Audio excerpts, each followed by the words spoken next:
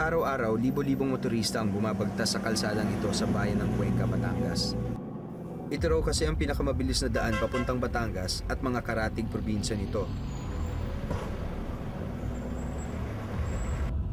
Kulang 1 kilometro lang ang zigzag road pero puno raw ito ng kababalaghan.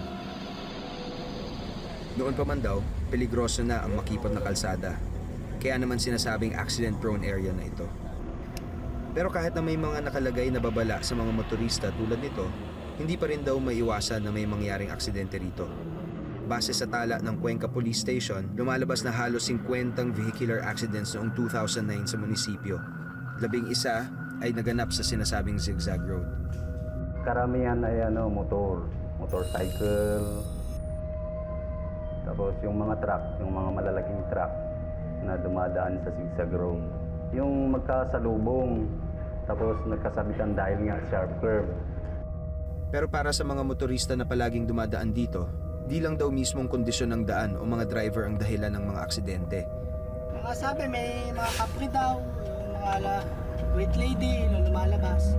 Yung mga bus driver, pag wala nang laman dadaan dito, minsan nakikita nila sa likod, may babae kayo na nakasakay. Tapos paglampas nila ng zigzag, nawawala din. Minsan yun na nagiging cause ng accident. Ano daw po yung mga nakikita? Parang yung mga sumasabay minsan sa likod, parang meron kang parang kung meron kang kasama. Ayon kay Vincent Yu, residente ng Cuenca, marami na raw siyang nakakakilabot na karanasan sa zigzag road ng Cuenca. Gatid ako ng mga co-employees ko sa munisipyo. Around 12:30 siguro ako dumaan dito. Pagtingin ko sa right, napansin ko agad, may katabi na naman uli ako sa unahan. Para siyang zombie na maputi ang mukha. Ang buhok niya haggard. Na nung makita ko nga, sabi ko, naku po, bumaba na po kayo at natatakot po ako sa inyo.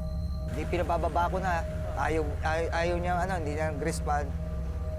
Nagdasal na lang ako ng Apostles' Creed, yung ating sumasampalataya. Na ko doon sa pagdadasal kong yon, parang nasa kuweba ako. Biglang lumamig ang pakiramdam ko sa loob ng sasakyan. Tapos yung pag-uusal ko ng dasal ko, parang nag-e-echo sa loob. Paglampas ko ng Rancho Bridge, doon lang siya nawala. Hindi rin daw niya malilimutan ang karanasan niya isang gabing napadaan siya sa kalsadang ito. Pagka gabi, wala na nasasakyan. Para lang ikaw makauwi ng bayan, mapipilitan kang maglakad. Habang ako naglalakad, nakakita ko ng nagbabagsakang parang baga. Baga yung apoy.